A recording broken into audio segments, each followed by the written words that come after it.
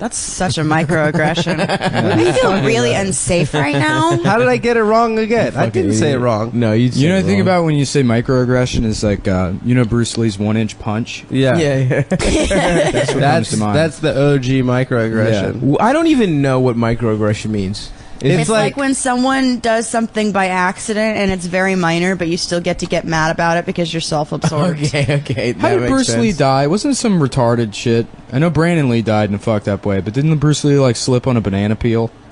Yes. After being like the most badass dude in the history of... No, didn't somebody like break into his house and like shoot him or something? No. Brandon Lee. I love how you just go into these conversations speculative and it's just like, didn't he slip on a banana? Didn't he, like, you have phones in front of you. No. That's... I don't have my phone in front of me. It's in my pants that I took off. I'll remember this. Hold on. I know he had. You know what it might have been? He might have taken aspirin and then thrown up. Or that might have been Hendrix. Because I know Bruce Lee like fucked up his back doing Good Mornings, and then his back never recovered. Really? Yeah. Damn. Doing what? Doing Good Mornings. That's why I don't do Good Mornings. What is Good Mornings? They're like squats, but you don't really bend your knee. They're for your lower back. Oh. So you put a barbell on your back in squat position, and then you sort of like bow towards the squat rack, and then come back up. Yeah, that literally sounds like a terrible... Well, they're not bad if you use unsafe. proper form. You know, Bruce Lee was a notorious shithead when it came to exercising. I'm not even kidding. What?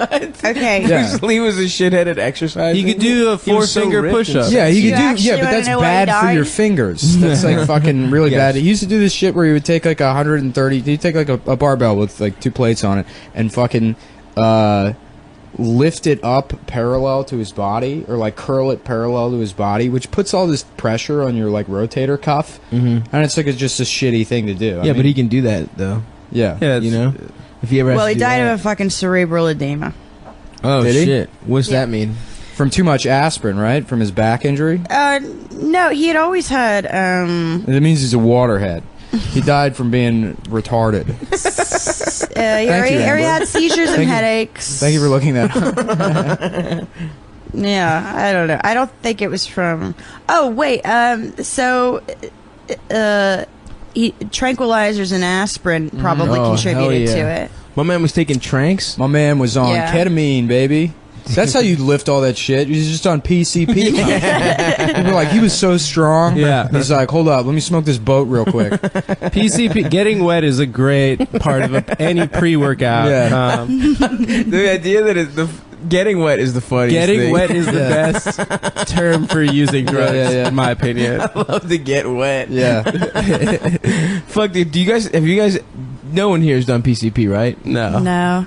Do you know anyone personally who has done PCP? Yeah, Not that I but can it's think of. Yeah, like the I most do. it's the most piece of shit person I know. Yeah. It's similar to ketamine, though. I know Tony Woods.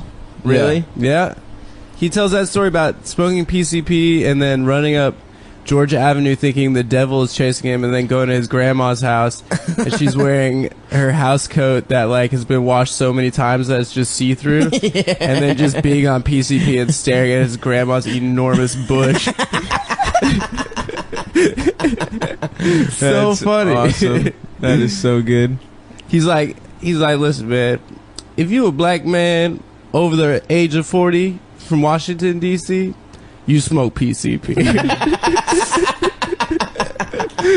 That's awesome. Yeah. This was just in weed. Have you ever had like anything weed laced with anything horrific? You didn't know that? yeah. People used to say that in high school. Oh, it's laced. Yeah, This is yeah, definitely laced.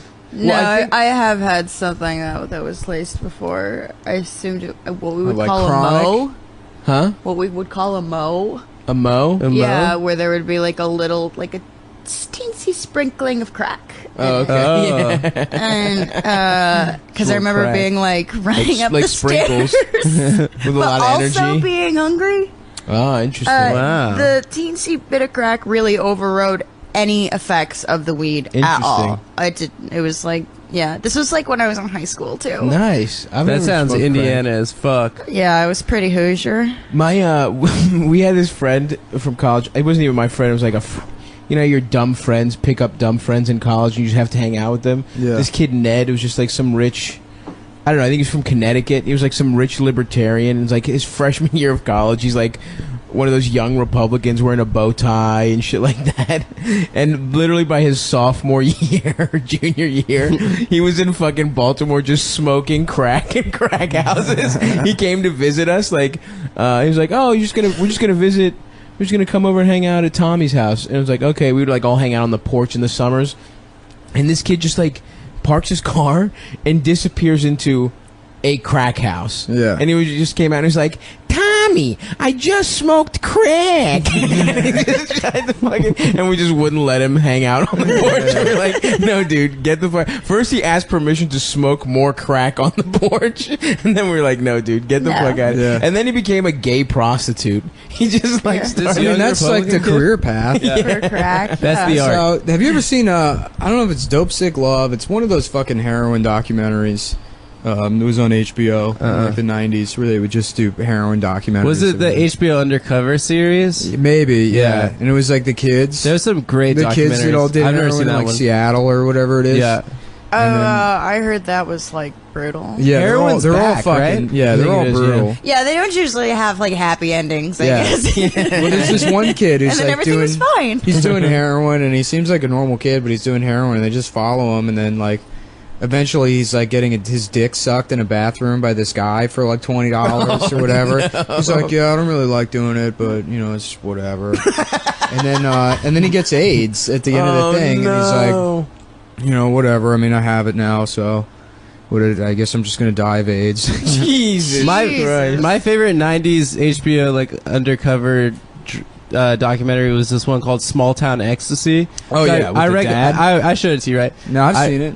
Yeah, I recommend it to everyone. It's on YouTube if you want to watch I it. But haven't there's seen it, this yeah. like this Christian middle class dad and like somewhere in like Inland Empire, California. Yeah, and his son gets him into ecstasy. Yeah, he's like going through a trying to divorce. bond with his son. Yeah, he's going through a divorce, and the son This who's is like why cool 15. parents are bad. Yeah, Yeah, the it's son who's bad. like 15 gets the dad into ecstasy, and then the dad's wearing like upside down visors. Yeah. and he's got like fucking. A Dr. Seuss Yeah, hat. Yeah, he that's turns the into best he part. turns into the like You have a dude. pacifier. He turns into the fucking dude you're getting Adele guy. Oh, Yeah, but it's a dad. Yeah, he's wearing like those Yeah. those metal ball like choker No, necklaces, really? and he Oh, bleaches his hair. Jesus. And then And at he's just- one point in the documentary, he's having a party because like all of his friends become his like Son's 17-year-old son's friends, and so he's at like one of his son's friends' apartments, and they're having like an ecstasy party. And then his daughter, who's like 14, and his son, who's 12, are also at the party because he had custody that night. No. And they're like, "We want to roll, Dad," and he's like, "No, you're too young to roll."